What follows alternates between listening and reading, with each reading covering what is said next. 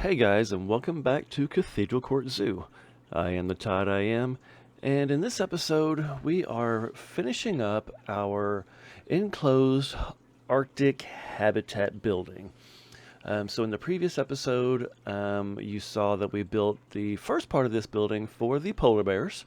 They needed a really large space for their habitats. So this is just an extremely large building. I wanted it enclosed just to get more of the feel of a contained environment with the lower temperatures that they require.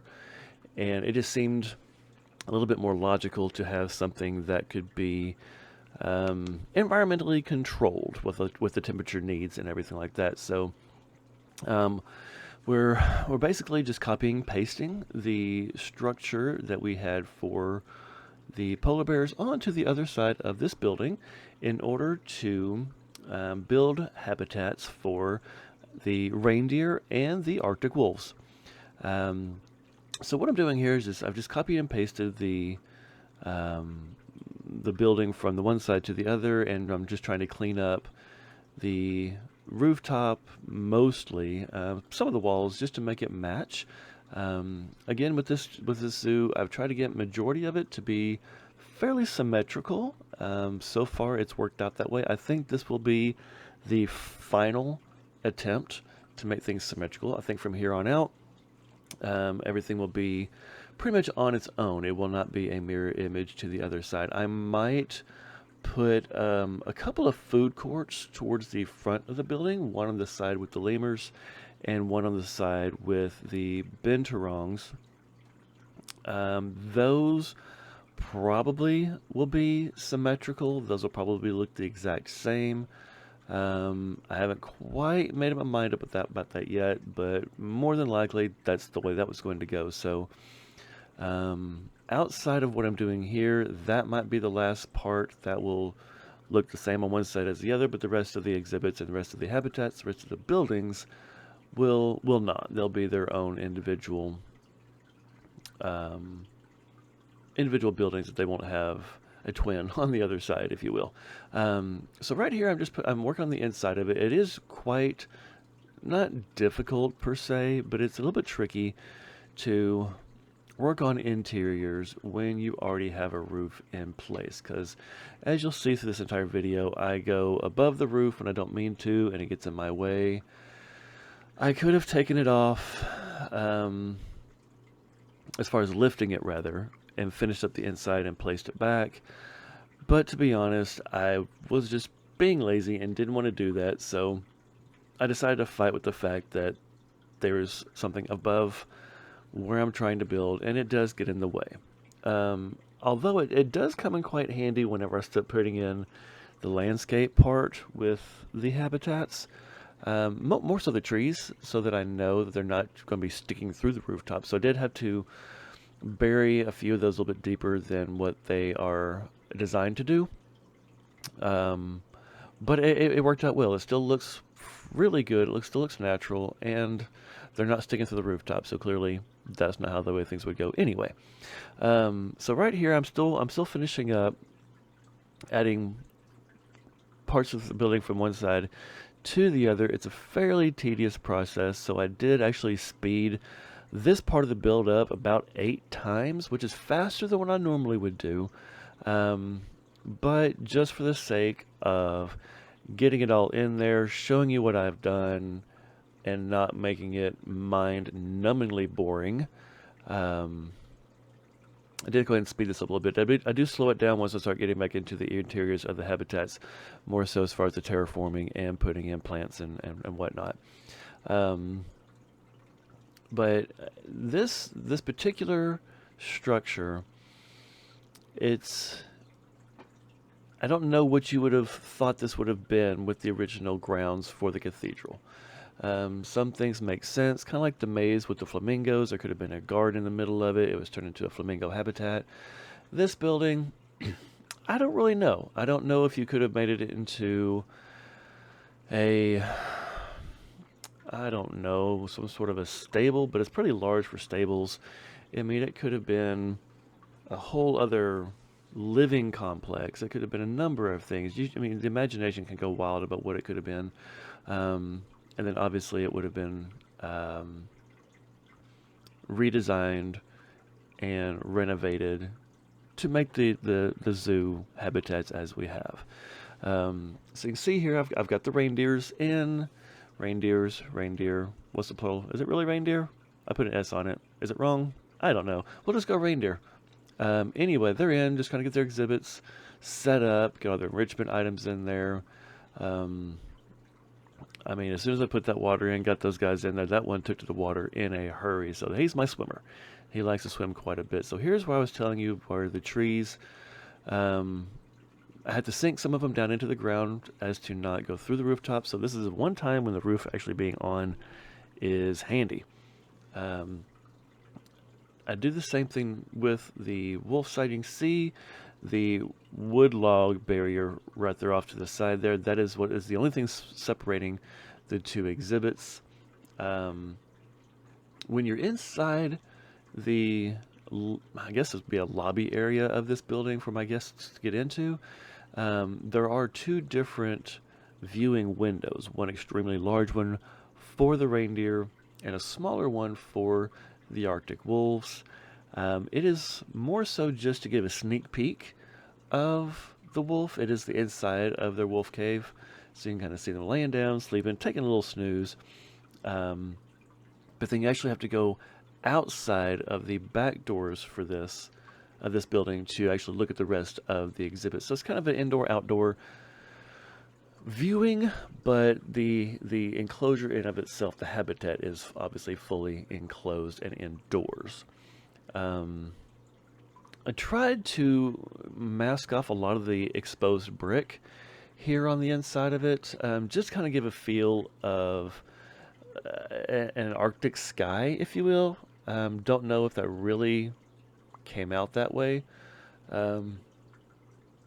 But I didn't want to just have exposed brick. I wanted it to be as natural and as involved as I could. So here I'm finishing up some of the outside. I say finishing up a lot because basically that's what I'm doing for this building. But I'm adding the window, just like we had the external window for the polar bears. I'm having an external window for the reindeer.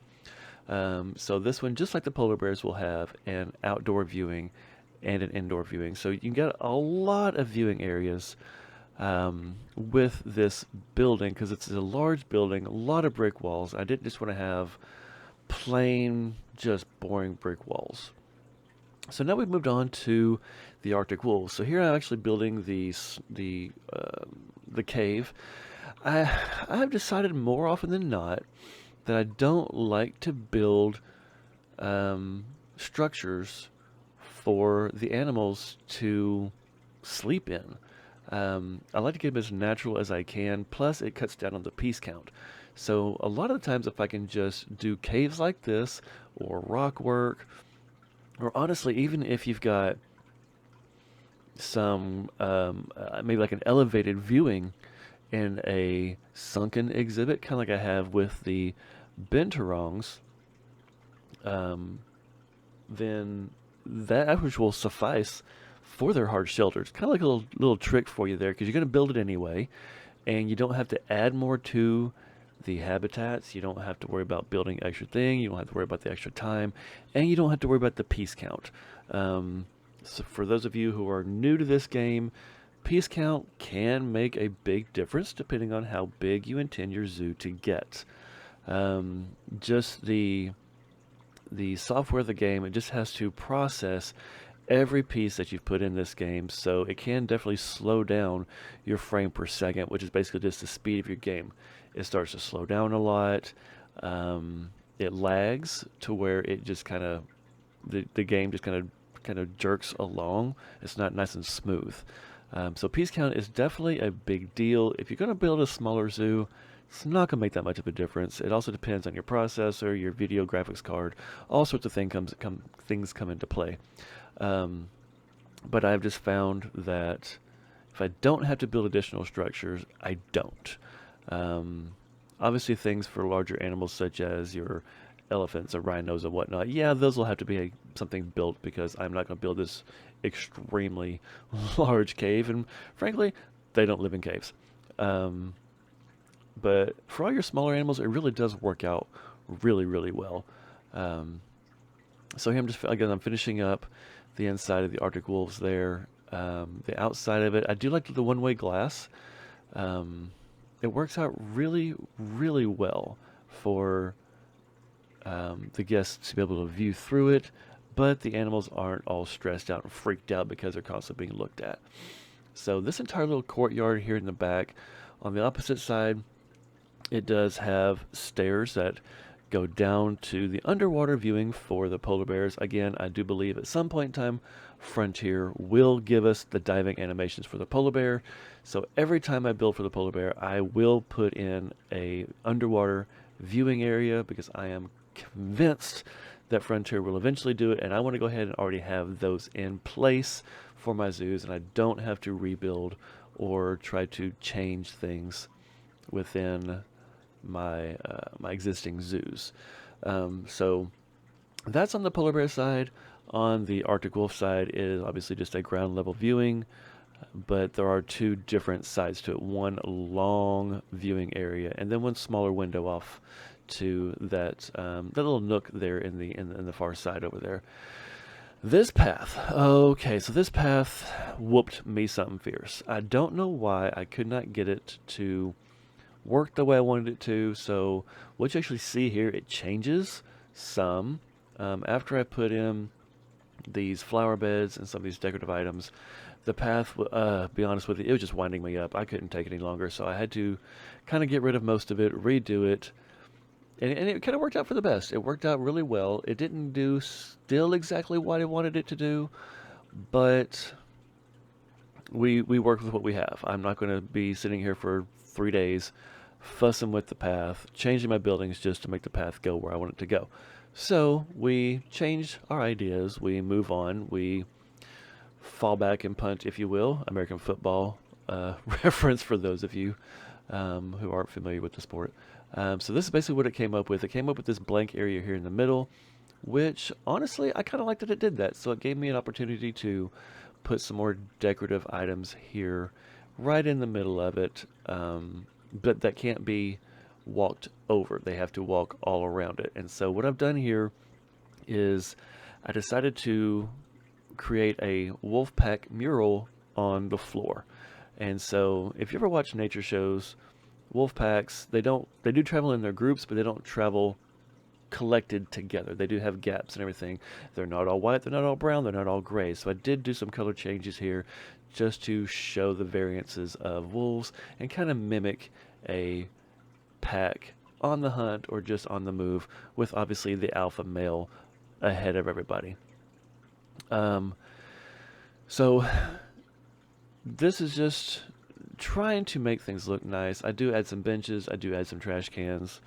I do a few other minor finishings off camera. Again, some of the more mundane, boring things. Again, I add to the inside to cover the brick up, just to make it look more sky type with the drab blue that you might see with an Arctic sky. I know some of them are nice clear blue, but I want to go with this little bit of a, maybe it's an overcast, cloudy, maybe about ready to snow kind of a look to the background, to the sky and the horizon. So I like the way it looks out. I do place a few other little snow effects in there where they kind of shoot out, so it looks like it's snowing every now and again. But anyway, I really do hope you enjoy this build. I really have had fun with it. Well, here I try to think, should I put those little murals in the back? And obviously I decided not to do so. Few education points, more of the decorative tidying up sort of little bits and pieces that really make the rest of the space look like it's meant to be put there with intention. So anyhow, enjoy this. I hope you like it. Stick around for the cinematics. At the end, I actually caught the wolves doing something Pretty interesting, and just the angle of the camera, I was extremely lucky to catch it. How I caught it and the way it worked out. So stick around for that.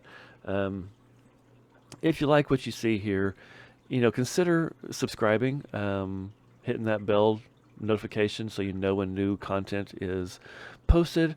I do post every Thursday morning. I did not post last week. I did have some family things going on, so it kind of took my time away. So this will be going out hopefully earlier than intended. And then I do plan on having another one coming out for this coming Thursday. So 2 videos this week is my intention. Knock on wood, that is something I'll be able to make happen for you guys. Also, if you liked the video, push that like button. Give me a comment. Let me know what you like. Let me know what you don't like. I'm always up for criticism. I'm always up for ideas and suggestions. So anyway, thanks a lot for watching. Again, stick around for cinematics, and I will see you guys next time. Bye.